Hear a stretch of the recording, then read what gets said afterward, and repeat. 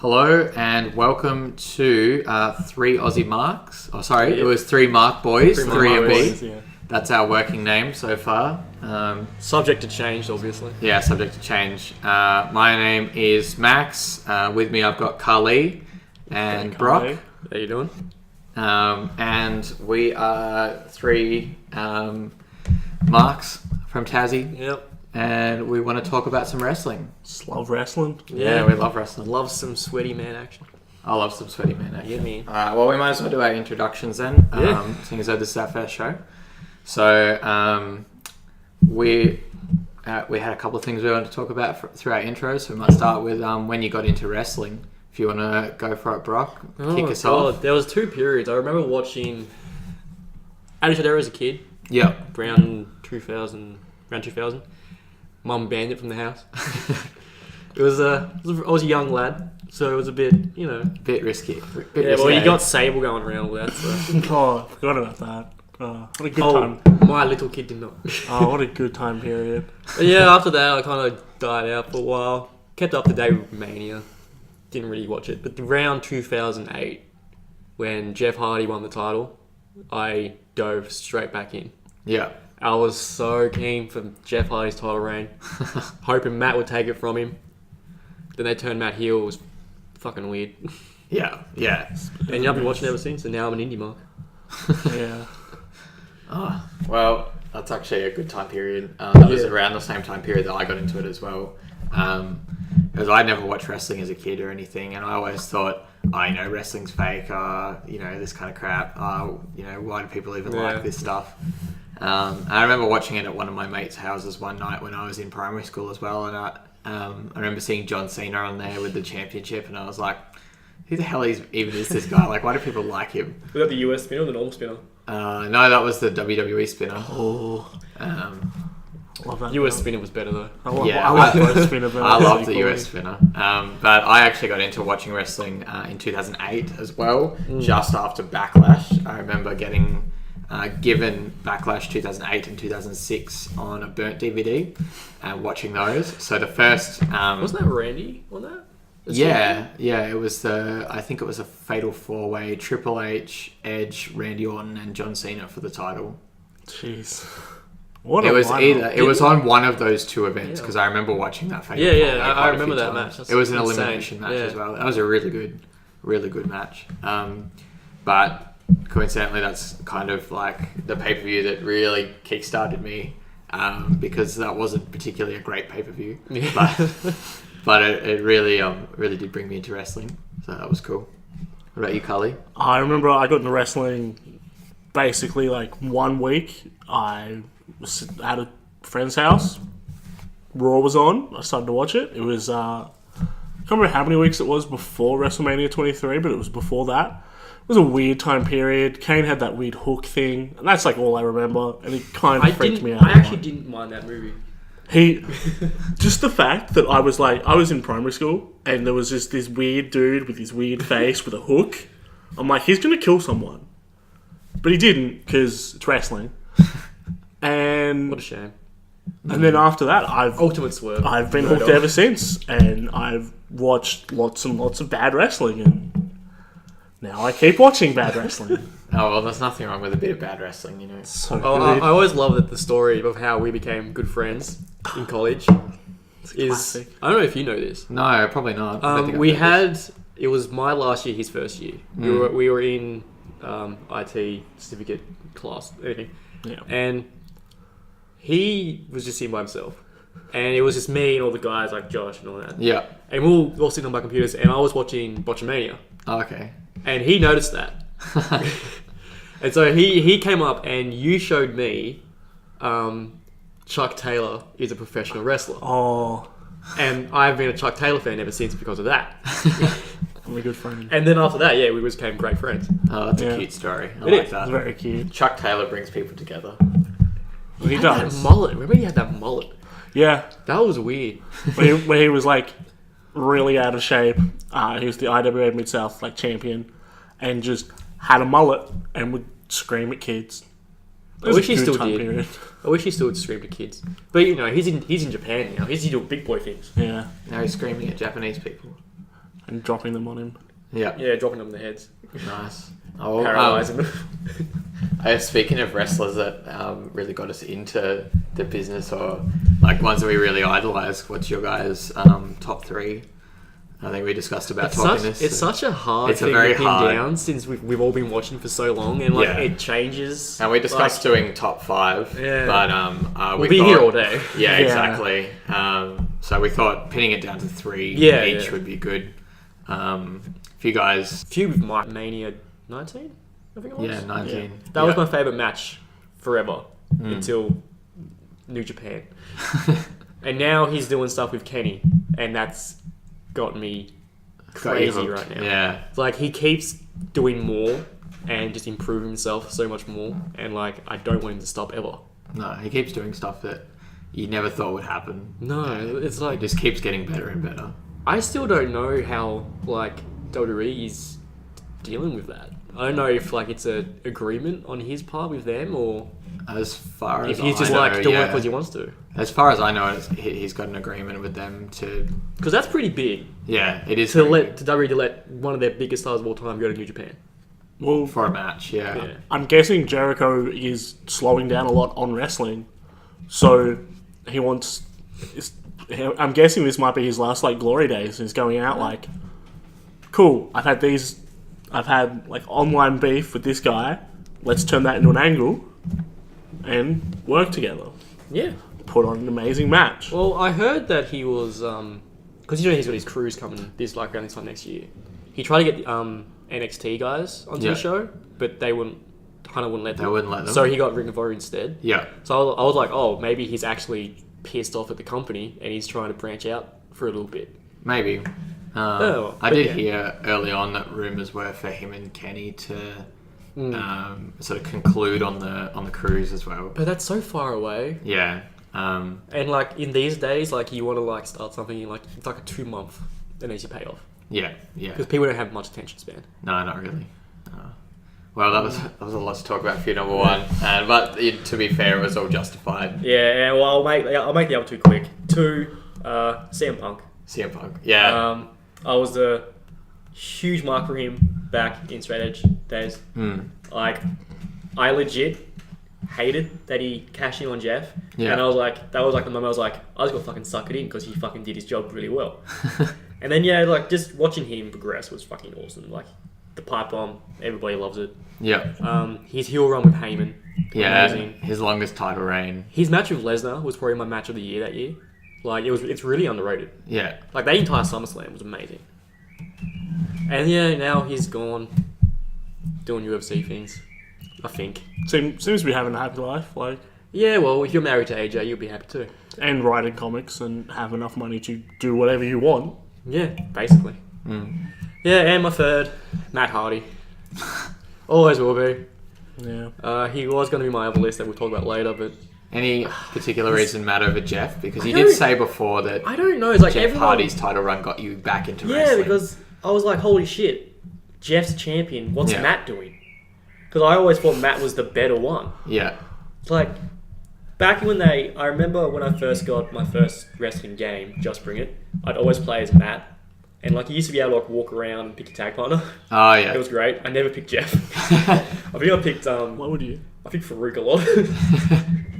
So I was Farouk and Matt Hardy. Anyway, I always preferred Matt. I don't know why. I just thought he had a better mind for it. Yeah. Jeff was just jumping off things. And I was like, yeah, he's probably got to die anyway, so. And then when he was going for the Cruiserweight title, those vignettes were hilarious to watch back. Old Shannon Moore. That entire cruiserweight run was great. His entire cruiserweight run was really, really Yeah, good. and then the whole thing with Edge, like, I thought they were going to put the title on him when they put him in SmackDown. I thought he was going up, then he didn't. Yeah. Then he just, not much really happened until he broke himself, which was the greatest thing ever. Well, there was And the MVP. big money Matt Oh, big money in Ring of Honor. TV. And Ring of Honor. Yeah, like there was that. I did like his ECW title run. I thought that was Yeah, quite no, good. that was Yeah. really good. Yeah, but like they tried He to looks- make it. Jeff was champ at the time as well. They were trying Yeah. to make him. Oh, the Hardy Boys are both world champions. Like, no, one is. One is. One's a pretend world champion. The other one's just. He's got a belt. He did look good with that belt, though. Oh no, he did. All right, well, we might move on to you then, Carly. That was a pretty cool top 3. Thanks, bro. Thanks, mate. Well, my top one, Top 1 obviously, of all time. of all time, has to be Mick Foley. Oh, I was thinking something else then. Yeah. I was waiting for it. I saw you doing the rally towel. Nah, He's coming up though. Yeah. no, just every Mick Foley match I watch, I'm like, oh yeah, this is really good. And to hearing him like talk about the business and Yeah, hearing him talk about the business in hindsight is really interesting because he has a lot of interesting perspectives on how to sell a match. Have you read any of his books? No, I haven't. I'd really like to. They're good. they drop off a bit after a while. Look, his first one. Yeah, I tell you, his first one's really good. His second one drops off a little bit. Don't read Countdown to Lockdown. Yeah, that was when he made TNA, wasn't it? Yeah. Yeah. That's when he became I'll take your word for it. That's when he became TNA World Champ for no reason. That was a weird time period. I like to forget a lot of that TNA, honestly. All right. What about you, number 2? Number 2 would be Rob Van Dam. RVD. RVD. Very weird 1 and 2, but I really like watching RVD matches, and I don't know why. Like, just I popped really hard when he came back at the Royal Rumble. Oh, the same. other so year. did I. like just everything he does just looks so good. And despite of the fact he's getting quite old now, he still moves with a lot of the same speed. He's having a match at the Hydro, isn't he? At RCW. Yes, Yeah, awesome. against Kenny Williams. That was last weekend. Oh, it's already gone. Yeah, Oh, bloody hell. Because those shows are great. yeah. That was basically ICW's WrestleMania. Oh, that's cool. And my number 3 is Ricky Ortiz. There we go. Yeah, boy. Rally up, boys. Rally I up. have no idea why. I just love watching Ricky Ortiz. All right. He's bet- so bad. Dude, he's just got a fucking cum rag. He's good. He just has a towel, and that's his gimmick. I've got very big hair and a towel. He's the Big O. He is the Big O. That's his finisher. The Big O. The Big O. It's just a running splash.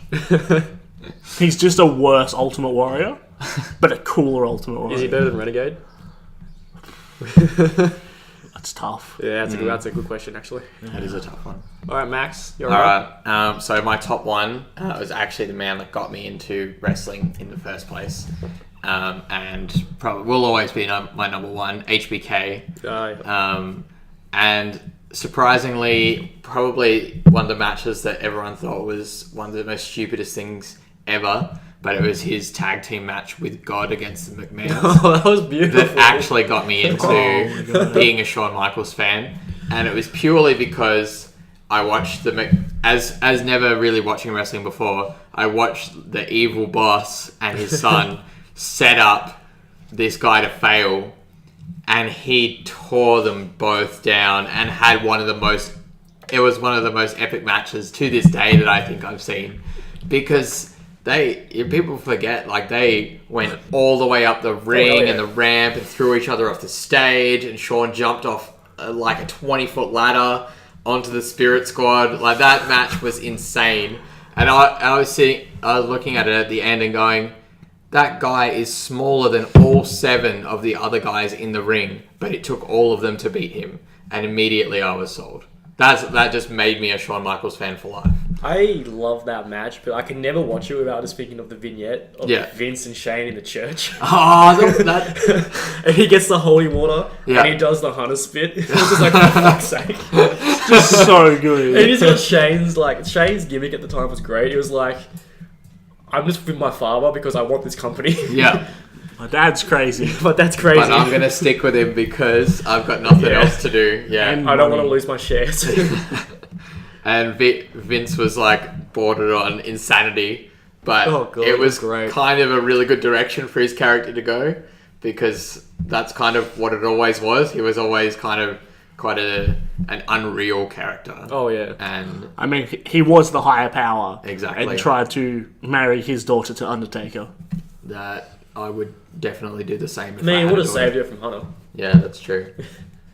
Long game. She could have been living Yeah. the life of Taker Michelle could have been the McCool. COO. But you could never know. Oh my god! Don't put. Could that you on. imagine? My Taker in a second suit. My second favorite, we've already talked about, was Chris Jericho, and it was the WrestleMania 19 match Yeah. that really got me to pay attention to Chris Jericho and because I'd only just started watching wrestling in 2008 when him and Michael started their feud. These two guys that I'd just seen wrestle like on the WrestleMania from 5-6 years ago, I think it was, are now feuding again, and it's a real blood feud. And they're completely different characters. Yeah, and they're completely different characters. It was so interesting to watch, and that really, really got me into it. Honestly, I really liked 2008 as a year for wrestling. It was I think really it was good. very underrated. It's very underrated. Like, you look back at it, it's like, the mid-card was kind of trash, but the main event was amazing. Yeah. Well, that's like the same as the Attitude Era. The same now. Like, now they're trying to bring main eventers into the mid card while they're not doing anything in the main event. Yeah. Because they've hired so many bloody people. Oh, and my third is a little bit controversial, but honestly, he was always one of my favorite performers to watch, and literally I would watch any kind of match that he was in, just because I thought he looked amazing in the ring, and he always... It was kind of that Shawn Michaels vibe of, the small guy that can just beat the crap out of anyone, and it was Chris Benoit. Yeah. And I didn't know about what had happened when I started watching wrestling, and probably not even for another year after I started watching wrestling. Yeah, I didn't know it happened either. And I borrowed lots and lots of DVDs off my friend, or watched lots of Chris Benoit matches before I found out why he wasn't still around.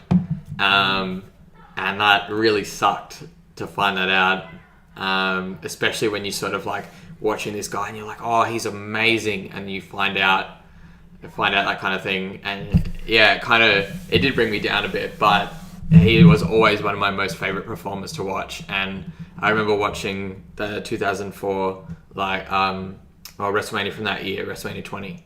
And watching the main event, and I loved that. And that was after I'd found out about it, but I still loved watching that main event. It was such a heartwarming, just seeing those two match embrace. to see. Yeah. Oh, at the time you knew how much they went through. It's just now you're looking at it, it's like it's a crazy. Heartbreaking moment to look back on. Actually, yeah. Like another thing, like I'm sure you'd love this match. Then Benoit, I don't know which pay-per-view it was, but Benoit Jericho ladder match. Yes. That was a Royal Rumble, and I can't 2001. remember. Yes. I remember I watched it recently. I think I watched it with you, and just seeing the amount of Undertaker chair and headshots that he took is like, Jesus Christ. Yeah, like he goes for a dive from the ring to the outside, and Jericho could have just put the chair up and hit him with it, but he decides to swing and just clocks him right in the head. Yeah, I know. Such a great match though, but just looking at that, it's gruesome to watch. I listened to Jericho talk about that on his podcast, and it was actually Chris's idea, and Chris wanted him to do that, and Jericho was like, no, how are you going to protect yourself? And Chris was like, I'll be fine. So it's just gruesome. Like, that kind of speaks to the kind of performer that he was, where it wasn't about himself, it was about the fans. And Dude was a bit crazy. He was insane. Like, apparently, like on the road, Punk talked about he liked to pop guys' zits. That's fucking weird. Yeah. I mean, OCD affects everyone in different ways, Anyway, we might move on. This one you can do up to 3, but you don't have to include 3, because I can only think of 2. So your top up to 3 that never won a world championship, and if they're still in the biz, that you don't think they have much chance of ever doing it. I know we're talking about it on the way here, and I hate to admit it because I like him so much. Luke Harper. Yeah. He's so good. He's so talented. He should have been in the triple threat at Mania this year, because his character was doing amazing work. He's a great worker, but they put him in a tag team that's probably going to go nowhere because it's Eric Rowan, and he's dull as a brick board. He's done this like 50 million times already, tagged with Rowan. He's just has... They look good together, but Rowan just doesn't have the same chemistry or charisma, I guess. They can have really good tag matches. They had a really great tag match against, I think it was the Usos. Yeah. At like a Money in the Bank pre-show ages ago, and it was amazing. But like, Harper he's such a cool character because you don't know much about him. Yeah. All you know is he looked like he worked at a garage and he lived under a car. Well, there was that weird like vignette after he lost to Jinder, where he had a match the next week and was like, "Oh yeah, it's near my hometown, so maybe I'll just bring my wife, talk about his family." It's like he went full face. Is Jinder's not Jinder? Is Luke Harper's gimmick now just going to be he's a nice person? Well, you'd know about him Why? in Jimmy Jacobs and Seth Rollins' faction in Ring of Honor. He wasn't really an Edge of the Fall. Yeah, he was. Surely he was at the end of it. I know he tagged with Tyler for one stage. Oh, Yeah. anyway. But not a lot. But yeah, no, like what Luke Harper and watching him back as Brody Lee at like Chikara, In Chikara was his was prime awesome. time. and he was just great. And he still had the same character basically. Yeah, he was just a big dude that But beat yeah, like people. I hate to admit, but he's not gonna go anywhere where he is right now. Yeah. Like the highest he can probably go, maybe tag titles. Yeah, that sucks to admit for me. Yeah, it is hard to kind of see because he's a very talented performer. All right, have you got any more? Have you got a number 2, or is that kind of? Well, if anyone's got a first, I've got a first. Yeah, I'll think of one a bit more. So you Yeah, can go. so my first one actually is Vladimir Kozlov, and this again brings it back to 2008 Yeah. when I started watching wrestling, and I remember watching Kozlov go on his big undefeated streak, and I actually thought that guy was a monster. I was Yeah. like, and that was during the whole like Triple H Jeff Hardy title chase. yeah. And Kozlov and Edge in there as well. That was a really good sort of back half of the year. But Kozlov, I was not sure how they were going to... Because I knew sort of bits and pieces back then, but I wasn't sure whether they were going to give him the title or not, or how they were going to... It was very possible not they give would. him the title, but make him look strong too. And I thought he was a very well-built monster. And it was just brutal in the ring. He just came out of nowhere. He just as well. came in and just headbutted people. Like, they called his head a literal battering ram. That's how... He didn't do flashy moves. No. He just beat people He down. just beat people up. And I thought he was He was the Moscow so Mule, man. intimidating. Yeah. Exactly. And I was like, well, I don't want any of my favorite wrestlers to wrestle him because I don't want them to get destroyed. I really liked Kozlov. I was quite disappointed when he did end up losing to Shawn. To be fair, Shawn went on to have probably one of the best Mania matches of all time that year by winning that match, which was with Taker. But after that, Kozlov just kind of faded into nothing. And His tag team with Santino was pretty funny. yeah, it was pretty funny, but it kind of didn't Yeah, really he- revitalize him. Yeah. And once he lost his undefeated streak, it turns out that that's all he was sitting on, which was really unfortunate. Yeah, so that's the thing with undefeated streaks. They can be such a curse. Yeah. It's like, once you have it, like, what happens when you lose it? Yeah. It's like, with Asuka, that's what I'm worried about right now. Hmm. It's like, what happens when she loses her undefeated streak? Yeah. All right. Don't Well, might move to your number 1, Cully. Yeah, my number 1 at the moment is Evan Bourne. Evan Bourne. Yeah. That was my number 2, actually. So, was that your number 2? No. Just doing yeah. his post. Yeah. Like, he just always seemed like he could, if he just did something else right. He like, had did a lot of something else. natural charisma. He Yeah. really, like... He never talked. His though. look and his movement really made me like him. He was incredibly marketable as well. Yeah. He was incredibly, like, athletic. And, like, he His had... tag team with Kofi was awesome. Yeah, Boom. Air Boom was Hell yeah. so cool. Evan was sick. They dropped the titles on a house show. That was so weird. And yeah. Get people to go to house And- shows. Yeah. God damn, his shooting star press is Oh. beautiful. That RKO. Oh, you that never was forget probably... Yeah, I would never forget that because I thought that was when he was getting pushed. I was like, Yeah. Evan? And then Randy happened. Yeah, and then Randy happened. It happened a lot that year, actually. Yeah. It's also, I mean, no knocks to Randy, but it just sucked as someone that really liked Evan Bourne. Yeah. it's also weird that he didn't win anything apart from, like, a tag title. Yeah. I thought he would have at least been a contender Yeah, I for thought a he was going mid-card to be title. US title guaranteed. Like he is, like he could have been incredibly Even marketable. ECW champion. Yeah, and pretty much everyone held that belt. Yeah, basically. I kind of feel like it was in the wrong era. Like if he'd been around now, he would have been a top cruiserweight. Well, he is around now. Well, I mean in the WWE. Is he Yeah. still banned from Japan? Yes, he is. Yeah, because I know he was in jail for like a month, or in Yep. holding for a month because he took what was it? He took weed. It was like a weird capsule into Yeah. Japan Oh. because he was. Oh, it was just before Best of the Super Juniors, I think.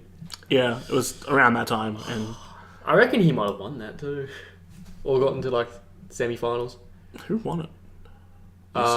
Kushida. No, Osprey. One of those two. No, it was Kushida. Yeah. Oh. What was your number 2 then, bro? He might be up for debate. Depends, because he was on a good streak and now he's not. Yeah. Handsome Rusev.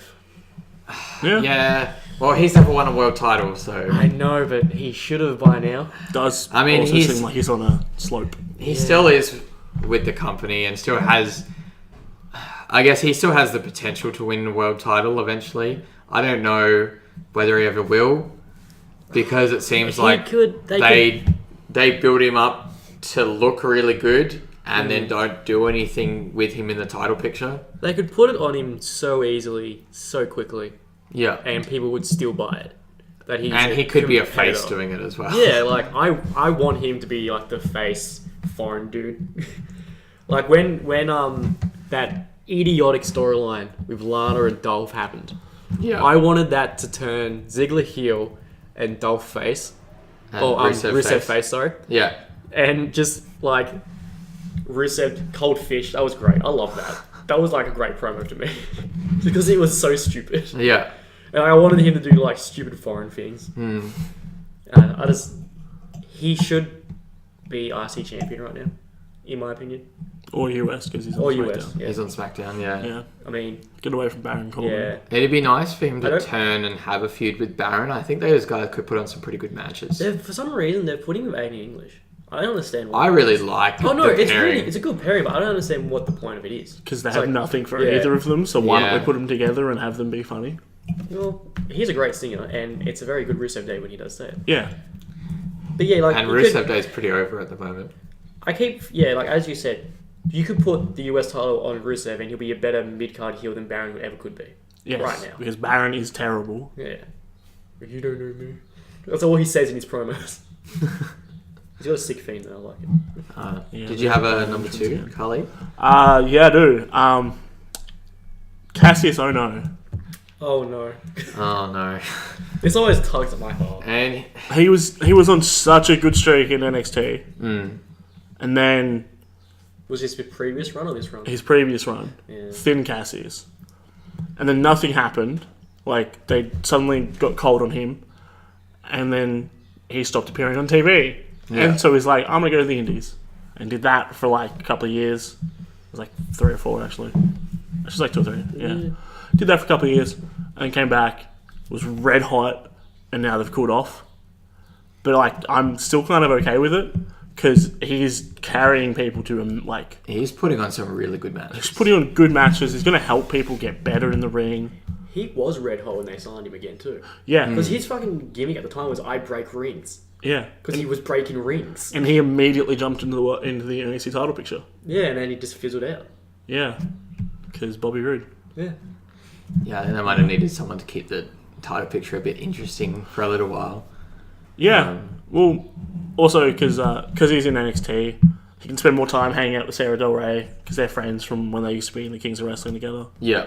And if he did go to the main roster, he'd have to be on Raw to hang out with one of his old friends. Old mate Cesaro. Yeah, Bring back the Kings of Wrestling, I'd say. It'd be great. would be a great tag team. Fuck Shame Just- After I like Sheamus, but no. Did either of you guys have another one? Oh, I think. Oh, I just had one in my head. It's gone now. Oh. No, it's gone now. No, we did mention Kofi before because Kofi technically hasn't won a Yeah, world title, but What I with the New think Day? we've all said that Kofi kind of transcends. Just a New Day, like in general, Yeah. I think. Because I was thinking Xavier Woods, but like But he's like main spot on the show. Always over as over as fuck. hell. Has Yeah. a fucking YouTube channel. Top Sells. merch sales. Yeah, Exactly. like they outsell everyone. Yeah, and so I think we kind of decided that they transcend Yeah. kind of that world title as the measuring stick because they're such a different act. And they still haven't gotten tired yet. No, and it hasn't gotten tiring as a fan either. And they just kind of get better and they just keep evolving. Yeah, I think that's it. Like they keep switching it up. So like a lot of the stuff they do say is the same, but they're switching it up and saying it different. Well, like yeah, using like this different week they words came for it. out and threw pancakes into the crowd instead of bootios. So because they were lumberjacks. exactly, But like, yeah, they keep changing it up, so you don't have a time. Like, you don't have time to be like, oh, they're stale now. yeah, exactly, I will give an honorable mention for my third. I won't go on much longer about it, but Curtis Axel. yeah. All right, that's fair. Yeah, I was gonna bring up Zack Ryder. That monumental failure of our I fans. don't know if I want to get into that. Our fans don't know what they like. We know what they like. All right, before we all start crying, I don't think know we if might I move get on. that. Yeah, let's keep going. Yeah, Because let's stop it right there. That's pretty emotional stuff. All right, so we're gonna move on and have a chat about WWE programming this week. Big week. It was a really long week. We had NXT Takeover War Games, Survivor Series, Raw, and SmackDown, and NXT. We're not going And to talk. 205 Live and the pre-shows. Yeah, we're not going to cover 205 Live or NXT. Yeah. Because apart from a street fight with Drew Gulak and Kalisto, Oh yeah. And did you not see the UK title match, I don't think there was really anything else that was. Did you not see the Gobbity Gulak Oh yeah. vignette No, I that didn't. Drew he did? It was just him like talking about manners at a dinner table, and like there was no punchline or nothing. That's great. And he That's was so dressed Gulak. as a Gobbledygooker. That's It was so amazing. Gulak. I love it. All right. So I think we might talk sort of briefly about a couple of matches from War Games. We'll go in chronological order. So the first one we'll tackle is probably the best match of the night, in my opinion. I agree. And I'm sure you guys Yeah. did as well. Told a very, very simple but very intriguing story of Notice Me Velveteen Senpai Dream. story. Yeah, the Notice Me Senpai story. Velveteen Dream wanting Aleister Black to say his name, to acknowledge him. I didn't see anything about this match before War Games because I don't really follow NXT normally. Yeah, I'm pretty slack on it. But The build was really, really well done. yeah, and the package brought me in because the story was so simple and easy to follow. And I'd seen Velveteen Dream and I'd seen Aleister Black. I've seen them both wrestle before, so I knew that they were both good in the ring. And I was expecting it to be, a pretty good match, like all right. But it really blew me away. A lot of really good storytelling in it, and it wasn't just like lots of athletic showing off or really technical spots, but it's just really good storytelling. Yeah, it was- A lot of basic stuff. The sit down, when they both did the sit down, when Yeah, that was Black amazing. was crawling. It was really good because like the build to that match, it was hot before the match even started. Like I remember when they first basically teased it. Aleister was doing a promo. I'm not sure what he was talking about. It was like the first time he ever spoke. Yeah. And Velveteen came out, and yeah, Black did his pose, and Velveteen did his, and crowd went ballistic because they didn't say anything. They were just staring at each other. Yeah. And like, just like if they're going ballistic just for that spot there, match is going to be off the hook, Yeah. and it was. And I haven't seen much of Velveteen Dream's matches in NXT. I know that it was Patrick Clark. Yeah. In Tough Enough, which he should have won. Everyone thought he was going to win, and he didn't. He should have at least made it to the final two, not being eliminated like Third, didn't he? sixth week. I think it was like third or fourth. Yeah, It was like, ridiculous. Everyone was really angry that he got eliminated because like it was a pay-per-view, and he was the only one watching. Yeah. And that's just come on. No, my favourite Tough Enough thing though is the year before when they had M-Dog 20, and he was like one of the first people eliminated. Oh yeah, in 2011. The guy that can actually wrestle. Matt Cross, yeah. Yeah, the guy that can actually wrestle. Son of Havoc. But anyway, back to the match. I want to point out Dream's facial expressions are amazing. Like Yeah. you can tell he's in pain, Yeah. and he desperately wants Aleister Black to say his name. And also, like, he fully embodies Velveteen Dream. Like, this isn't like... This isn't Patrick Clark as Yeah. a character. This is Velveteen Dream. This isn't the Velveteen Dream Patrick Clark. This is Velveteen Dream. Like, he is no longer Patrick Clark. He is just this one entity. He's really embraced the character fully, and I think for a character like that to make it work, you have to go all in. I love the nod to Rick Rude's tights as well. Yeah. That was They were and amazing. A lot of his, like he did a lot of like the gyrating. He did a of rude the- awakening. Yeah, and the Rude Awakening as well. So a lot of nods to Rick, and honestly, I love the tights. I thought they looked amazing. awesome. I hope he does them on pay-per-views. And Yeah, stuff. I hope he Don't does. bust them out all the time. Don't be like the demon. I think maybe They're really good for big matches. Yeah. for special matches. Yeah, Yeah. that'd be really cool. I Alright. definitely see him, like, he's going to be in NXT for a while. I definitely see him in a title picture. Yeah. Like, by mid next year. All right. So we might briefly talk about the women's Fatal 4-Way. For the title, we have a new champion, Ember Moon, one with the double eclipse. Yeah. That Thought it was was great. a sick spot. I love that. And there was another one that she did. It was a little bit earlier in the match. I can't remember exactly what it was, but it was another double spot, and it was really good. And I thought the pacing of the match was quite good, and that they sort of kept something interesting on all the time, which is what you expect in a 4-way match, because you can't always build drama, sort of with everyone sort of being knocked down all the time, as you can when it's just a one-on-one match. And I thought they did a really good job of it, Yeah, and it kept me in suspense because I spent the whole match thinking Nikki or Peyton was going to win, and Yeah, I was glad they went with the obvious Yeah. choice what they should have done. Like, Ember's been in a title picture for a while now, always coming close. And it was a nice, at the end of the match when Asuka gave her the title, it was a nice little send-off to that it was a feud. beautiful nod to Yeah. that feud, and it was a really, really good moment just to sort of end Asuka's reign in NXT, I think. Because she vacated the title, but technically she still handed the title to Ember, so she still passed that on.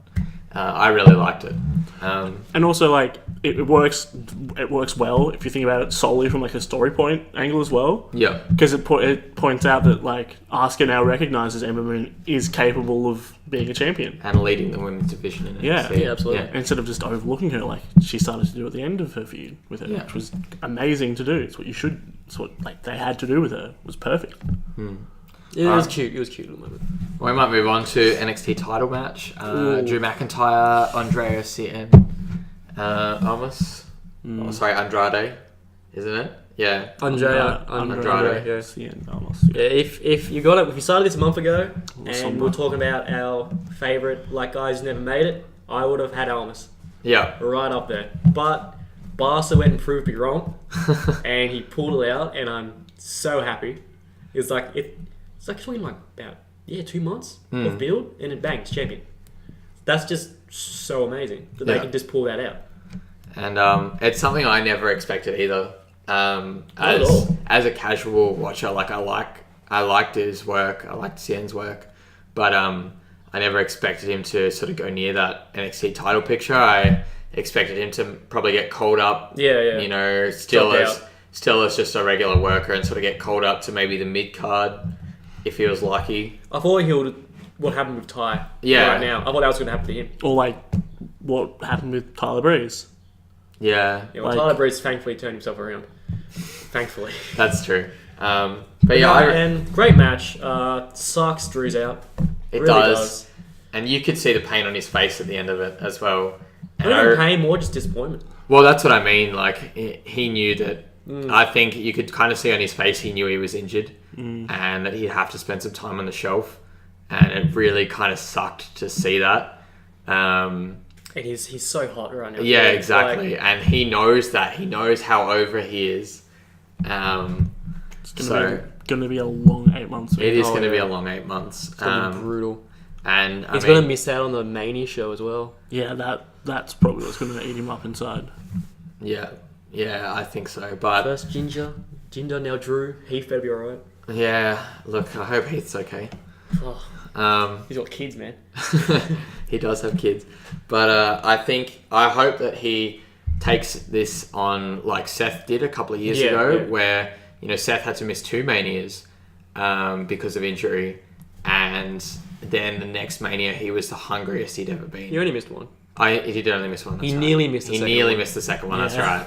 God, that was scary. When I heard that. Comes back from injury, almost gets injured again. And I'm not here to talk about Seth, but I really hope that that McIntyre, when he comes back, is really just shows hungry side that he wants to be in that big title picture. Honestly, he doesn't have to change anything to me. No, he's already hungry enough. I can't see how hungry he could get. No, but I really wanted to show that when he comes back, and just because if you've been on the shelf for 8 months, that's already a story in itself, and that builds you a lot of character. As much as it sucks, he can definitely use this to his advantage. These injuries have turned into gold for some people. Yeah. Because people forget about you, and then when you're back, they're like, "Holy crap!" Yeah, he's back, and they forget how good. Was he always this good? Yeah. You can do like a surprise return thing, and just it's also a great way to reboot characters. Yeah. Like, oh, he's getting kind of stale, kind of boring. Oh, he just happened to get injured. Cool. We're gonna think up of some comeback ideas. Like, should he be face? Should he be heel? Should he, attack his friends? Any up and coming wrestlers, don't get yourself injured just because you think it'll get you over. Don't do it just for the pop. Yeah. Don't do it for the pop. Don't do it for the pop. We're just we're talking about that from a business side and not a personal side. We really don't want anyone to get injured. Well, getting back into the actual match, if Velveteen Dream and Hasselback didn't happen, this would be match enough for me easily. I really liked the finish.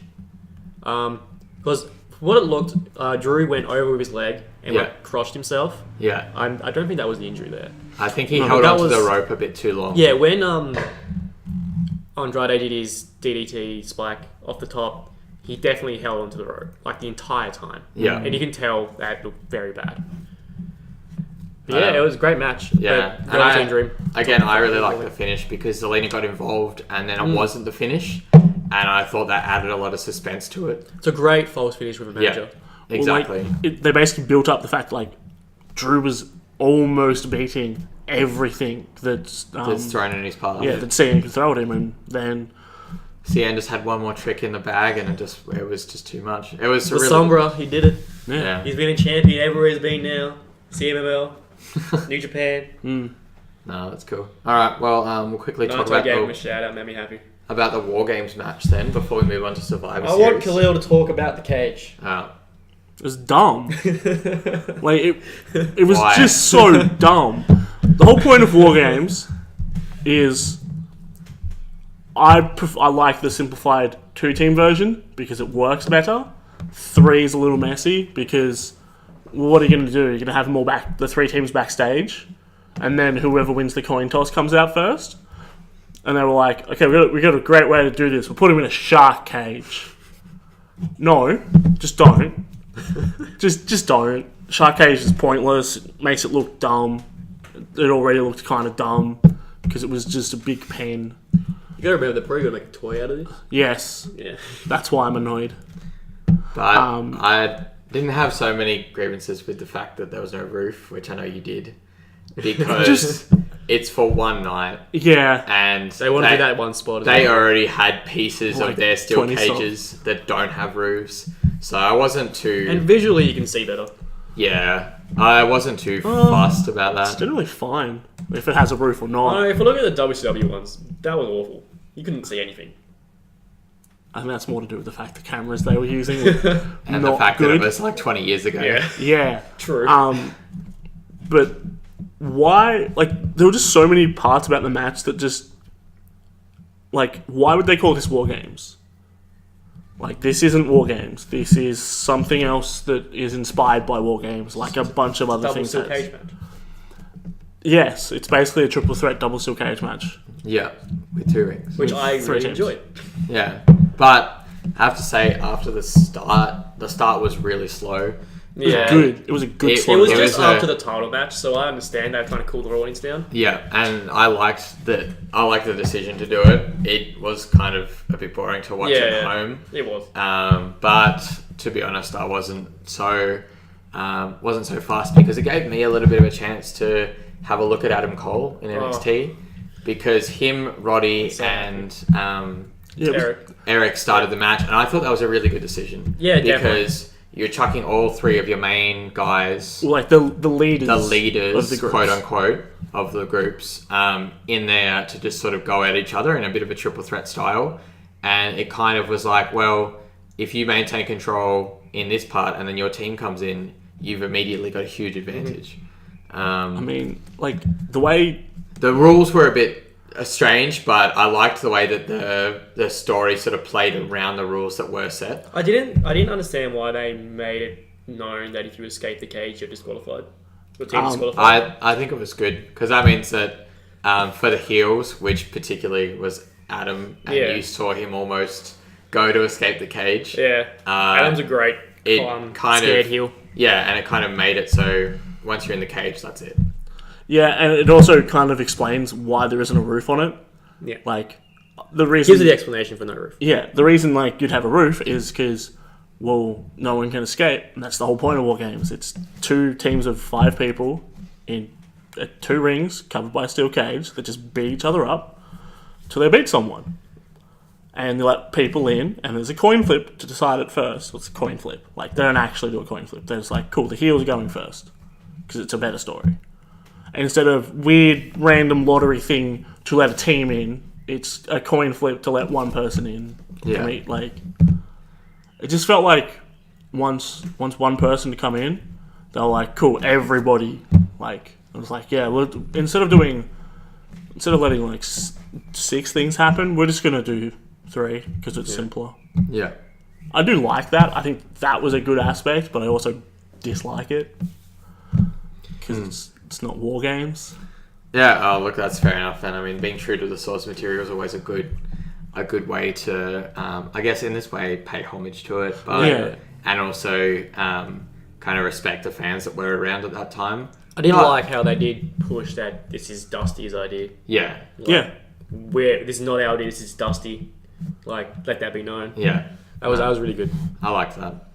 But anyway, it's even more Undisputed Era came out first. Yeah, I don't like the name at all. I think it's weird because they don't have a single title. Yeah, it's.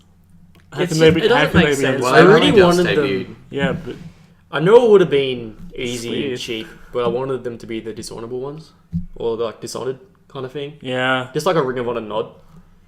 Yeah, but yeah, they came out first, and I'm a huge fan of Adam Cole. I have been since like 2014. Yeah, and he's just been killing. I'm so glad that he's there. And yeah, the match was very slow to start off with until Authors of Pain came out. Yeah. And holy crap, those guys are big. And then those Sanity big boys came out. Everyone and then Killian Dane ate a key. And Killian Dane did a lot of crazy shit. They made this match about Killian and Adam. Killian Dane was me whenever I play wrestling video games and the hardcore matches. I just put weapons in the ring. Like, I'm not going to use this. I'm just going to get... And then people beat me up. I'm going to get thrown through it. The thing I liked about it as well was that, you know, there was a lot of awesome spots that by themselves, and like the spots in isolation were really cool to watch, but there was a lot of really cool character development around them, like specifically for Killian Dane, because he did a lot of really cool spots. Like before his coast to coast, he grabbed, like, looked at Adam Cole sitting on top of the cage and was like, "That's your boy," and now I'm going to kick his face in, and just stuff like that, and just sort of like huge props to Wolf as well. Oh, that spot. Because that was after that, pretty he gruesome. came back and took like 3 more bumps. Yeah. Which That was a I big cut. would have never wanted him to do. I was so scared. Must just been just a splinter out of the wood. Yeah. The table was I gone. think head wounds bleed a lot. Yeah, I don't think it was a big cut. I don't think it was deep, but it just bled a lot. Like, I think there's pictures of him getting like... stapled through the cage. Yeah. So, like, it wasn't super bad, but it He's was a hard dude. Yeah, he moshes out. He'll be fine. He can take it. As they always say, it's not ballet. Also, can we point out, in sheer comparison to TLC, where Kurt Angle looked like Dean Ambrose and Seth Rollins' dad, Roddy looked like the Author of Pain's son. Like, they somehow fused and made Roddy. I really liked Roddy in the Authors of Pain gear. I thought it looked sick. It was just weird. There was a photo. It was like Roddy and I think it was like Akam. Yeah. And it was like what it looks like on the store online and what you actually get. I thought it was weird how he came out with like the full get up as well, Yeah. like including the mask with the weird mesh With the weird thing. hood, yeah. Like that was weird. I kind of feel like in kayfabe you could say, "Oh, Paul Elrig made him do it," Yeah. just so that he could fit in with the Authors of Pain. Yeah. But I did like it. I thought it was a pretty cool way to show that they are on the same page. I laughed at it pretty heavily. More like a I thought it was solidarity great. kind of thing. And I really liked when they started throwing Roddy into people. Yeah. I thought that was awesome. But anyway, I guess sort of overall for Undisputed Era Takeover, took the win, so. yeah, Undisputed Era taking the win. Good nod, really good rub for Adam Cole. Oh, absolutely. That whole match. And at Undisputed Era, but for all of the guys, I think everybody came out of the match looking stronger, which is perfect booking because Which is what you want from that's the match. exactly what you want, at least from your main event. You know, Yeah, you want all of your stars in the main event to come out looking really good, so that people invest in the next show and then the next takeover as well. Yeah, and you know they're building Adam Cole for a title run. Yeah. Like, it's everyone knows this. And Yeah. they've just started off and it's starting really well. No, I really like it. It's a really nice way to go about it. Anyway, so we might move on to Survivor Series. There were a lot of matches on this it's a card, long so we show. won't talk about all of them. No. I think we'll cover about 3 of them. Yeah. So we might do the curtain jerker because I really liked this match. I thought it was awesome. I was torn, man. And yeah, I thought it was a great Honestly, opener. Honestly, when I heard about it as an idea, I was like, wow, I'm so surprised I didn't think of this earlier. Yeah. 2 of the greatest 3-man units in recent memory, the Shield versus the New Day. So I didn't think it would happen because I was really keen on Seth and Dean versus the Usos. Yeah. I was I was completely hyped for that. I thought that was going to be really good. But yeah, I think this definitely, like the Bar versus the Usos was a really good match. Oh, amazing. And I'm glad that happened as well. But yeah, I think the Shield versus the New Day really kind of took the cake for me for the evening. Oh, yeah. It was a really, really good match. And until AJ and Brock, I don't think anything kind of held much of a candle to definitely it. not. No. The Usos in the bar. Yeah, they That was put like in a really good match. That was like that. Like The if, Usos always kick it out. yeah, beautiful. Well, if the Shield versus New Day is 100, the Usos versus the bar was like a 95. Yeah. Yeah. Like it wasn't at that yet, but it was like it could have been. I mean, if that had been a 6-man tag as well, I feel like it definitely would have been on par, if not better. I think it would have been a little bit worse actually, Yeah, no, I mean, like, because there's too many. as moving- in if it had the right dynamics to be a 6-man tag, Yes. like this one is, because all 6 of those guys have a good dynamic in the ring with a 3-man unit. all of them have really good chemistry together, and lots of them have good chemistry with each other. Exactly, and So it it just kind of works? adds a lot more layers to the match just because of the different possibilities. And it's no knock on the Usos and the Bar because they were amazing. That was I fantastic. never knew I wanted this match before this match happened, but I want to see Big E versus Roman. Yeah. Yeah, just 2 big guys. I never thought of that being a possibility, but looking at how they interacted when they had their spot, I'm like, holy crap, this is Yeah. pretty damn cool. Yeah, I'd like to see some more stuff, like more New Day versus the Shield stuff in the future, especially with the Royal Rumble coming up, and WrestleMania season around the corner. I mean, we all kind of know there's plans in the works for certain matches, Yeah. but pretty obvious plans. So. yeah, but I think One like big dog. going sort of back to that angle of the Shield versus the New Day is never going to be a bad thing. I don't think. No, No, definitely not. like this is something they can just, if they want to, they can repeat They Yeah. just Over threw and this over. together in like a few weeks. Imagine if they had a proper like a month-long Probably. build. playground to play Yeah. with. It'll be amazing. All right. So moving on, we are going to talk about the actual match of the night. Oh yes, Bork Laser versus AJ Styles. I had my heart set on AJ winning. I Oh, honestly, going into it, worried. I got so worried at the start of that match. yeah, I Like- thought they were going to squash AJ or like Cena. at the start of the match, yeah, and I kind of, I was like, oh, this is really not what I expected, especially when AJ was just stumbling around and just like he went to stand up and fell over.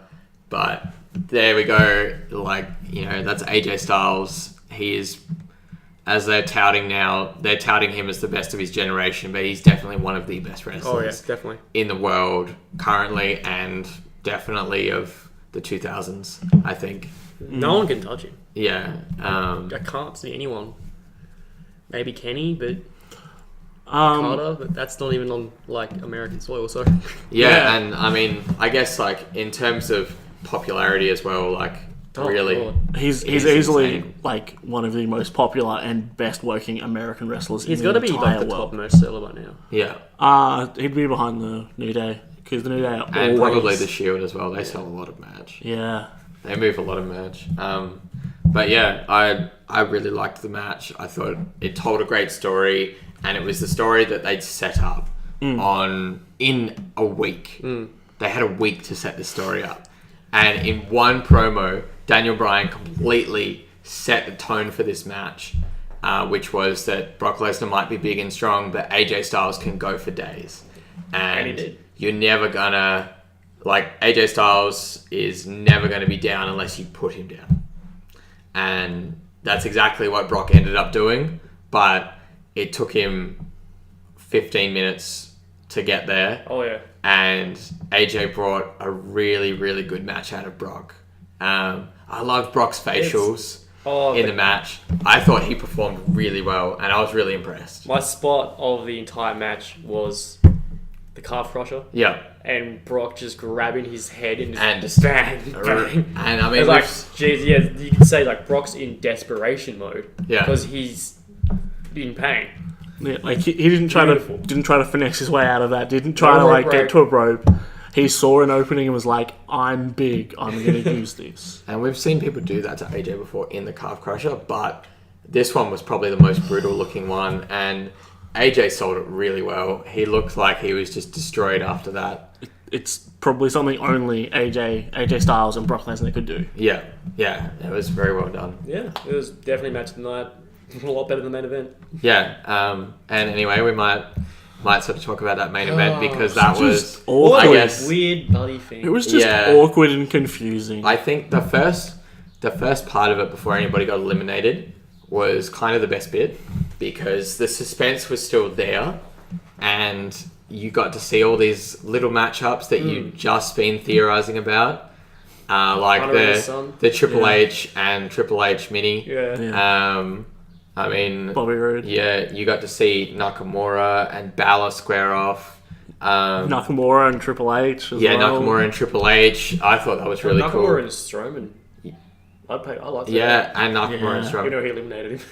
Yeah, but I was really disappointed that they didn't tease anything more with like John Cena in there What was because the point of having him there? exactly, and you know, teasing like Cena versus Strowman, I thought would have been really cool Yeah. because I would be really invested in He's that. in anything, really. Yeah, but it just sort of seemed like he was a glorified cheerman, like He came out, he a was. glorified cheerleader. He was. He was the James Ellsworth of this year for Survivor Series SmackDown team, you know. I mean, he was. He also. He, Except he got to wrestle.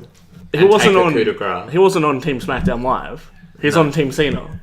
He came Everyone everyone on this show bright made red an shirt. effort to come out wearing either red or blue. Even Hunter had a red shirt. with like His own logo. two exceptions I can remember of Roman Reigns, because why would he wear something that isn't his stupid fucking shitty I want to be D'Lo Brown vest, and Brock Lesnar, because Brock Lesnar doesn't wear shirts. Yeah. I think he's physically incapable of wearing shirts, Yeah, no, that's fair enough.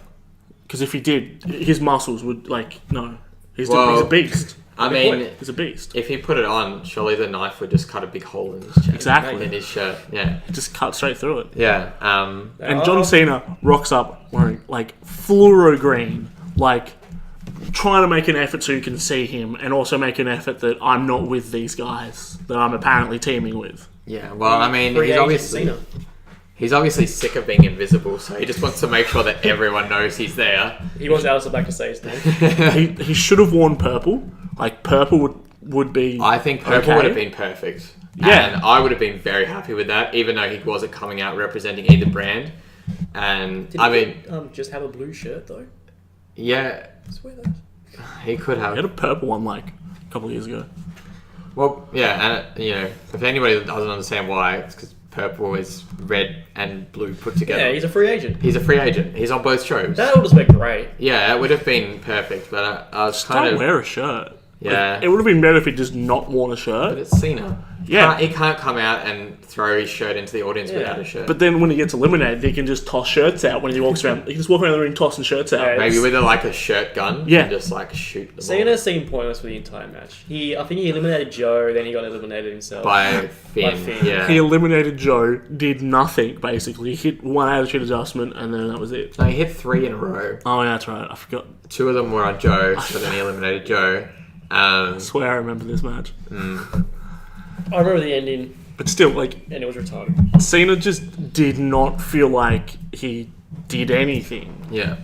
Well, we might briefly talk about the ending then, because It's a confusing it mess. kind of well, it was the precursor to Kurt Raw the next Angle. night, which we're going to move on to. So Kurt Angle dominated the match at the end. It's 1-on-3. Raw have 3: Strowman, Trips, and Kurt versus Shane McMahon as the sole survivor from SmackDown. Shane Daddy.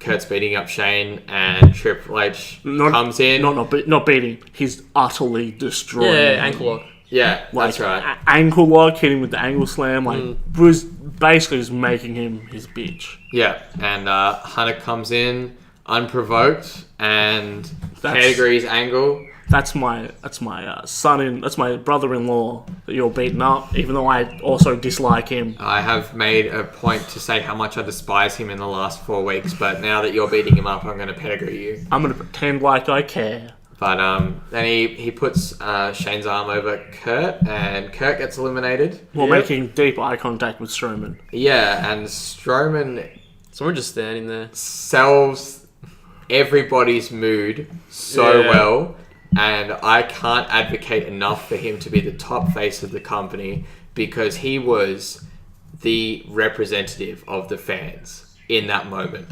Just the confused look Just on why? Strowman's face. I was like, well, that's exactly how I feel. He's also like, if a year ago, basically, I think it would have been a year ago, if anyone had mentioned like, oh yeah, Braun Strowman is going to be like a really, really top guy, and most people really like him, I would have sent them to the hospital because you're Yeah. crazy. No, You need professional help there, buddy. But now it's like He's the best. He's hilarious. He's a cartoon character. he's just improving by leaps and bounds. Like, I don't see them not doing anything with him ever. no. Like, he's always going to get better and always going to do something. I don't know where he's going to go, to Mania, but Yeah. I want to know. I really do too, and I'm really liking the stuff that he's doing at the moment. But anyway, back to sort of, I guess, the I end. didn't understand why you can have that after the match. Yeah, I didn't particularly like the rest of that ending, but after the match was over and you saw Strowman sort of contemplate everything that happened, Just digesting slowly. when he was choking Triple H in the corner, Triple H's face. Oh my god. And as much as people like to hate on him for being in this match and for being a major part of the storyline, And burying younger kids. yeah, and it seemingly is all about Triple H, he sold Strowman in that moment amazingly.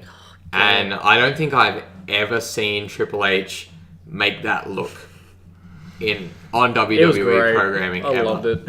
Yeah, even trying to think back, like, every, like, monster that he's, like, Faced. He's always Nothing. been cowardly, but never well, that. He had the numbers. Yeah, and that's Yeah. the thing, is that he's always had an advantage. He's never looked scared and hopeless. He's the best around. And to be honest, that's what I really felt from looking at Triple H in that moment, was that he was just scared and not sure what was going on. And he did not think he was going to come out of that very well. He didn't. No. But anyway, we might move on to we'll do a quick rundown of Raw and SmackDown because I'm aware we've been talking for quite a long time. So, opening promo of SmackDown has Triple H, Stephanie, and Kurt having a bit of a Barney. They're leading up to Kurt versus Hunter at Mania. Yeah. Yeah, I feel like that was the entire point Yeah. for the angle at Survivor Series was, hey, let's like very blatantly say this is what we want to do at Mania. Are you okay with it? Yeah. And I'm okay with it. Yeah. Yeah. I I feel like I'd be more okay with it if they just said like, who do you want? Like, which of these dream matches do you want to see at Mania? And then just put a bunch of them on WWE.com. Do like a random poll, see what people look like, vote for them. Like, oh, okay, we might do one of these. That's a bit too far out of kayfabe. They've, I wish. they've but- used it. They've used the like It's not Cyber the Sunday. Yeah, it's They've not used Cyber Sunday. the .com polls before to try and gauge viewer things. Yeah. interest, Yeah. which I think is a good idea. But yeah, I personally really, I thought the opening segment accomplished a lot of things. First of all, it sort of gave a bit more character development to Jason Jordan, who I think the fans are they're not buying into, and that's perfectly fine. I don't think they should turn him heel just yet. I think maybe they should have him try and pander to the crowd a bit, because that's going to make the crowd really dislike him. Yeah. And then once the crowd really dislikes him, he turns on them. well, they have a really And then they good, hate him. they have a really good opportunity to do like very much like a Rock when he debuted type thing, Yeah. where Rock was a baby face whose basic entire gimmick was, oh yeah, my dad was A wrestler. my dad was, I think it was Rocky Johnson. Yeah. Yeah, that was my dad. That was literally his entire gimmick. And now, like, by giving JJ this gimmick, like Jason Jordan this gimmick, they can go, oh yeah, that's like, let's have him pander more. Let's have him come out wearing like one of Kurt's things. Yeah. Have him come out to Kurt's music more. Like, start having doing that. I like that he has his own theme, but I don't like that the colours are green and gold. I mean, that's our colours. Yeah, Yeah, he's an Australian. He's not Australian. maybe he is. Maybe his mum was. Holy. Alright. This is getting too deep. Anyway. Maybe that's why Emma's gone. Oh no. Oh no. Gone Oh, they too- did. Him Gone and- too deep. Oh my god. They were teasing that Jason Jordan and Emma thing on Oh on god. Raw before. Oh, okay. Anyway, gone too far. we're gonna stop there because I don't want to Yeah, go delve end it, anywhere end it. into that. Get Poor- this fantasy shit out of here. Yeah, Rip Emma. okay. We miss you. Anyway, like I said, I really like the opening segment. It accomplished a lot of things. Built Braun and Triple H. Could be setting up for the Rumble or for Elimination Chamber. Or whatever pay-per-views at the end of the year. They don't have No, that. Oh, they don't have this it's one? Clash Oh. of Champions. Yeah, It's it's a the next SmackDown one, one. which is a SmackDown pay-per-view. They could have a roadblock, you never know. Then it's the Rumble, and then it's Elimination Chamber, and then it's Fastlane Yeah, before Mania. Yeah. So we've got 4 more pay-per-views before Mania. that's good. Um, Got over 4 months till Mania. Yeah. But yeah, I mean, they can definitely do that Braun and Triple H match in there if that's a road they want to go down, which Rumble. is what they've been building to. Just Yeah, have it in the Rumble. Like, it fits perfectly in. Like, I think so. it's what, like, it's a good match that they could have, like, oh yeah, we don't have, like, a big feud apart from our world title. Or maybe not even that. 'Cause Yes. I don't know if Brock Lesnar wants to work Rumble. Well, we don't know who his bloody opponent going to do. Since Finn's not going to be in it anymore. Maybe. Or this could just be an elaborate Well, ruse. I mean, Finn definitely could get over before then. True. You You, never know. got about a month and a bit. So. Yeah, we'll see. But yeah, we might move on to the women's debut, Paige's return, Yeah. and Mandy Rose and Sonya Deville's debut. I thought it was a really cool moment to do it, Yeah. and it kind of leaves the question of Alexa's next contender a really open question, because there was 4 women that were already on the roster that wanted it, and then 3 that came in that could definitely be top contenders. But I'd say more one. I was going to say I only see Paige from those 3 really getting a shot at the title. Like, Mandy Rose and Sonya Deville. I'm gonna just picture them more as like their like first little bit in WWE is gonna be where Paige's henchman. Yeah. which is fine. I think that's kind of where it ends. A little Like, bit with start like for a bit. Benjamin, so. Yeah, like start as that, and then have them have a lot of character development, and then we suddenly care about these people. Yeah. Cool, let's push them. They did get a lot of pops, like a lot of cheers as Yeah. well. And I, people seem to know who they were, which I was really surprising because I actually didn't know who they were. I still think Mandy Rose and Liv Morgan are the same person. They're quite similar. I would never not believe they're not. I hate Sonya Deville. She has literally the worst saying. Yeah. Like it's like hers is really long and dumb. Like Stone Cold's makes sense, It's the bottom line because Stone Cold said so. Yeah. Very affirmative. Yeah. Hers is just put your hair up and square up. Like it's dumb. It's I so didn't know that was a thing. dumb. All right. Well, Alright. I haven't heard her say it yet, so Oh, she will. hopefully. Everything on Instagram about that shit, from the NXT Instagram and her own one, is just put your hair up and square up. I'm like, Oh, that's. stop. So, Just well, stop. look, I guess we'll see how her reaction goes on the Yeah. main roster because that kind of seems to decide whether your gimmick lives or dies. Well, judging from that pop, it looks like they are going to be doing a lot of shit. We'll see you next week. Yeah. I'll Um, only know in a month's time. yeah, and we might finish off the Raw recap with the main event. So there was Miz TV earlier in the night. I guess one of the pros about having Raw as a 3-hour show is that they can set up their match later in the night, earlier in the night, which I really like because I watch the shows every week. That's how they use Biz TV a lot these days. Yeah, And some people can forget that segment happened and these matches on, and they get reminded, oh, that's right. They wake up. Basically, But I really liked. you can. I always like Miz TV. I like the trash talk. Oh, yeah, I they're think Miz is a really good. He's amazing on the mic. Yeah, he is amazing on the mic. But I think he's so good at controlling the crowd to do what he wants them to do. And they might think that they're going at him and that they've got that they're giving him shit, but he's got that whole crowd in the palm of his hand and they don't even know it. Yeah, absolutely he's does. pulling all of the strings. He knows exactly what to say to get the reactions that he wants. And he elevates whoever's he's with. Yeah. Like if you're facing him or if the Miztourage, Yeah. you're getting TV time and you're getting noticed. It's insane how good he is for that company. And I mean, even in this case, he still elevated Roman Reigns, and he Yeah. doesn't He doesn't need need any it. more elevation. He's on the 60th story of a 50-story building. But with the Miz, he moves up to story 70. It just brings him up. Yeah, exactly. But anyway, to the match.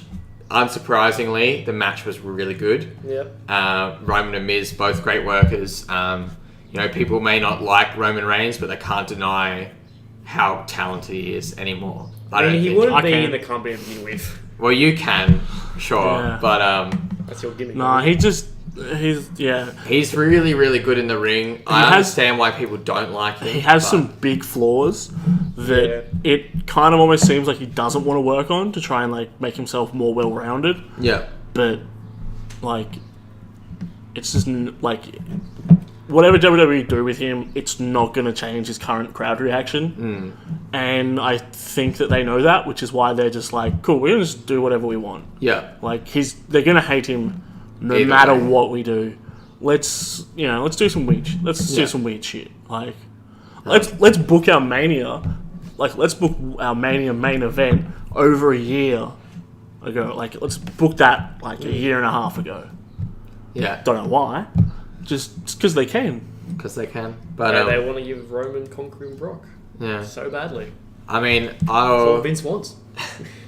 I watched back the Royal Rumble from I think it was last year or the year before.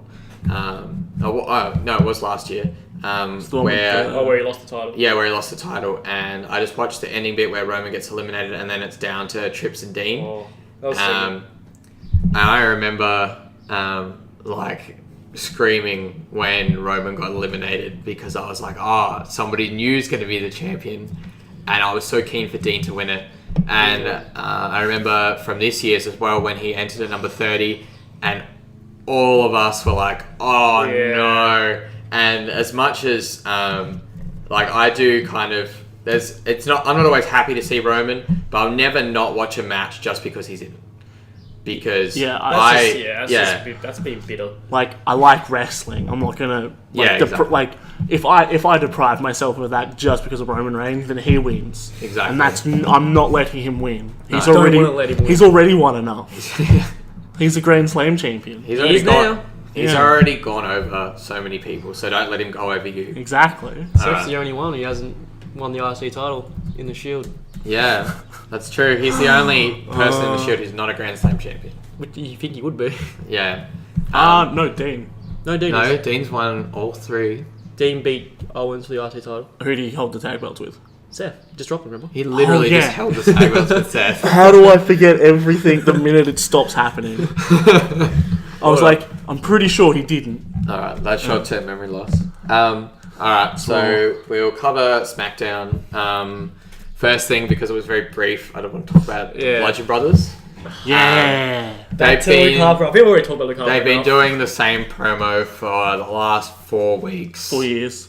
So, yeah, no, 4 4 years. years. Yeah, they just moved a bit out of the swamp. But They refilmed their their promo a couple of months ago, and then they've been replaying that new filming of it for the last couple of months. Yeah, the more things change, the more they stay the same. I liked the match they had. I thought it was really good that they didn't. gave them.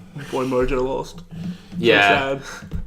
I liked the fact that they just beat up Rice straight away, Beat people up for no reason. taking one straight out of Khalil's book. Yeah. And I really liked the spot where Harper slapped Rowan in the face yeah. and threw him into Mojo. And I was like, I hope they do more of this to show that they're just trying to beat the fuck out of people. Yeah. They don't care about what they're doing. They don't care about teamwork. They don't care about like friendships and shit. They're just there to beat people up and win. They need a better finisher.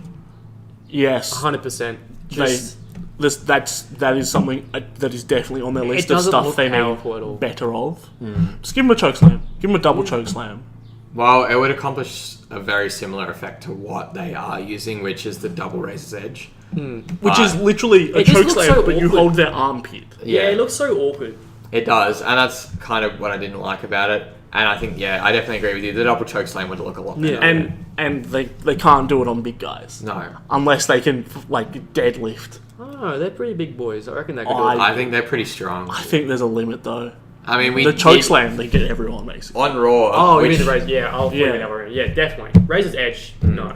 Like, because you gotta He'd like be tested and the bump would not look good. the way they're doing it is like they deadlift people from their arms. Like they can jump, but it looks really bad if they jump. Yeah, I Well- can't see them do it to Big Show at all. To be fair, we And did if they did, the bump would be awful. we did see on Raw, and we didn't actually talk about the Jason Jordan Braun Strowman match, but Jason Jordan Oh, the deadlift. deadlifted yeah, Braun yeah. Strowman Yeah. in that match.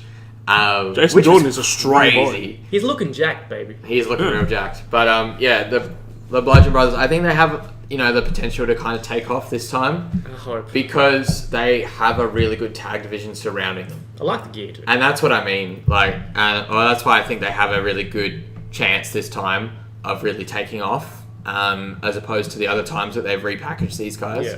Yeah. Just because they got the New Day, the Usos, Breezango. Yeah, that's definitely going to happen. Technically, they kind of have Kevin and Sammy as well to feud with, but Kevin and Sammy will definitely not be feuding with them. But, there's a few other teams around that they definitely can have some good runs with. Yeah. All right, so moving on because that was brief for a brief match. Ruby Riott, Liv Morgan, and Sarah Logan became part So two confused when she of the women's invasion. I like it. Like it's I like that it's a great way to bring more Yeah. women from NXT up because And put more women in NXT. yeah, someone I saw this online. Someone like put out how many like women wrestlers there are on each roster, and there's 11. So excluding like the two champions, there's 10 on each roster. Yeah. Like that's good. I think, yeah. But at the same time, they are kind of running the risk of the women's division starting to get a little bit too overpopulated. Because if these people aren't fighting for the title every week, what are they fighting for? Yeah, that's a Usually, problem they're not good at solving, like they've done with the cruiserweight division. Yeah. It took them a fair while to realise, like, maybe we should have actual feuds that we put some TV time in. Yeah.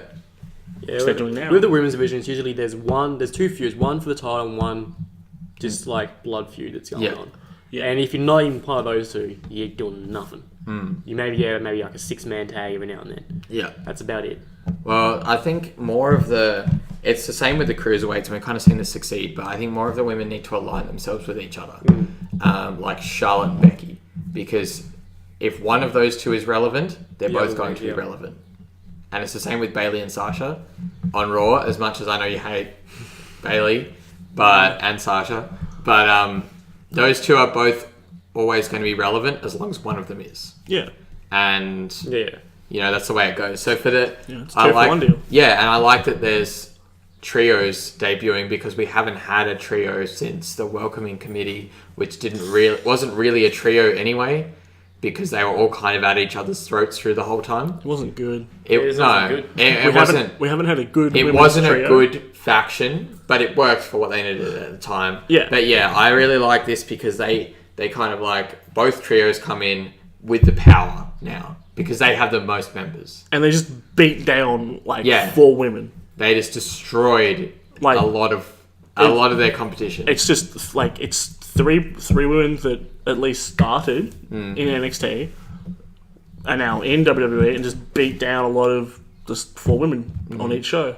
Yeah. Like, works. It gets them over or heat. Like, introduces the people that only watch Raw and SmackDown to them. And it works. No, that's good.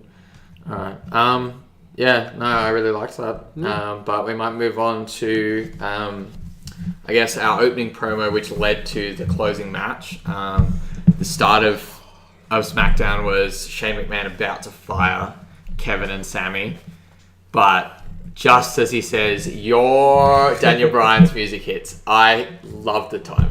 It was great. And how good is Sammy as a heel? I love it. He's He is so happy about life, but he's just being a being a cunt. Just him walking into the ring, he's just stomping his feet and waving his arms, and Kevin's just there and is like, "Can you stop?" He's just being a real wanker. That's great. He's just trying to purposely be a tosser, and I love it. Kevin's being quiet and just kind of embarrassed by Sammy, and Sammy's just like, "Fuck yeah, I listen to Scar."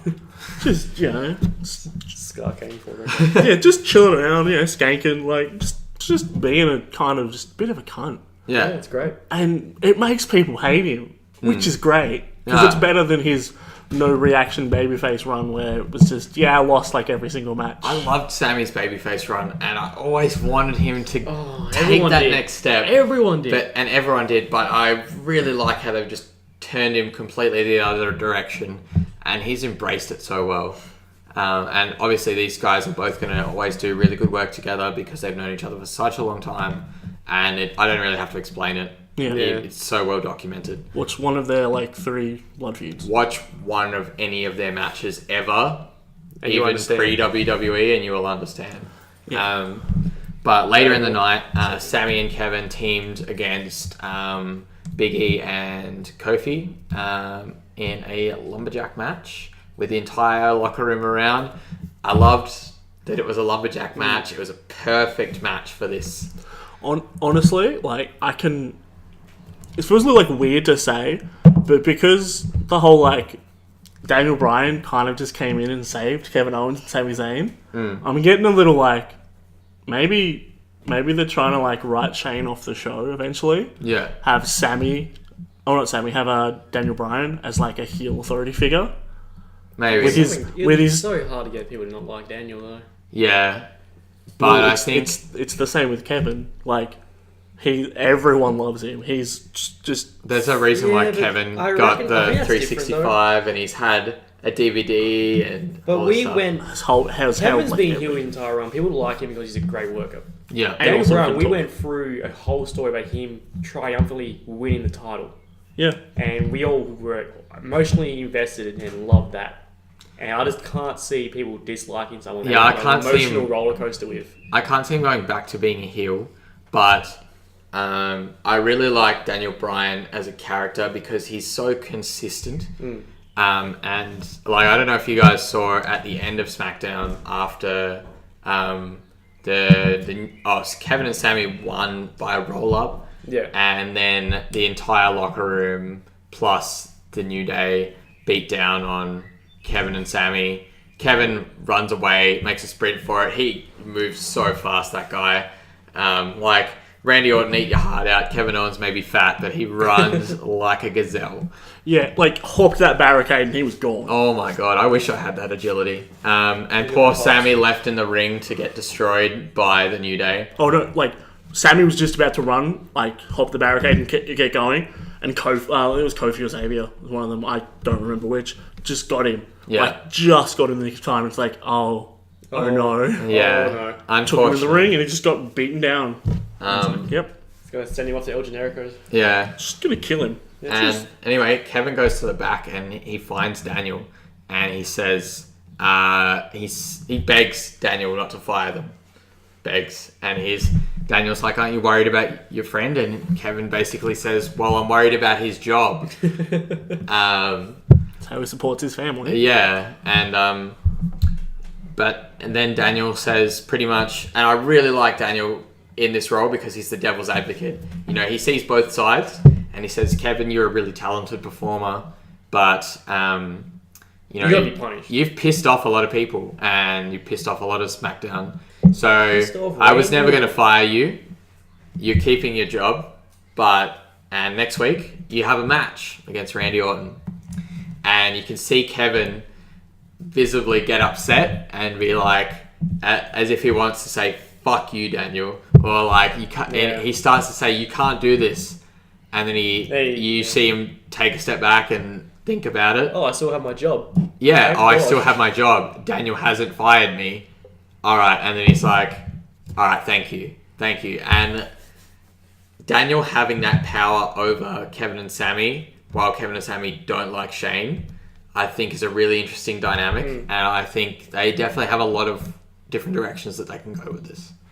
I thought it was a really good way to close the show, and it really opens up a lot of things for next week, and I'm really keen to see what will happen. Yeah, well, I'm always keen to see what Kevin's doing. Yeah. Yeah. He always puts on interesting matches and interesting, like, programs. Yeah. Yeah. Awesome. All right. Well, that was a lot of WWE programming to talk about. It's a long week. So we're going to quickly talk about what our plans are for the next episode of our podcast. So we've got 3 segments that we have planned. We're each going to host one of them. And so we'll have some pretty cool stuff planned. We are planning on doing a segment on what's sort of happening outside of WWE, including stuff like Kenny Omega and Chris Jericho. Stuff in, like, Major stuff in Ring of World Honor. New Japan, Ring of Honor. In New Japan. Yeah. TNA as well. Yeah, if there's anything that is TNA happening. has some TNA. interesting things coming up every now and then. And also, because we are from Tasmania, there is a local wrestling league where we are. And anytime those guys have shows, we'll talk a little bit about that. And we might even have some of our local wrestlers on the podcast to talk about that as well. Get them cheap plugs. Yeah, hopefully. So shout outs to Tasmanian Championship Wrestling, TCW. I mean, we've all trained there, so... I'd like tried. to. I'm keen one day, once I put on some actual weight. We're going to Lend you some. talk about the week in WWE, so specifically Raw and SmackDown, and sort of major happenings there, just to generally keep up to date with what's going on. And we also wanted to start covering some story arcs from previous years. So we had a few ideas of some to start with, but we're not quite sold on anything yet. But we want to take it over a few different podcasts and really cover the whole life cycle of a story throughout WWE. We want to cover some really good ones, but I think it's good if we also cover some really bad ones. Oh, Yeah. definitely. No, And- you gotta do bad ones. Well, bad wrestling. There's no good wrestling without bad wrestling. No, not at So all. it has to be enjoyed as well. But anyway, thank you guys for listening. I'm Max, I'm Kali. I'm Brock. and thank you guys for tuning in to the 3 Mark Boys. And 3MB for life. 3MB for life, and we will be back next week.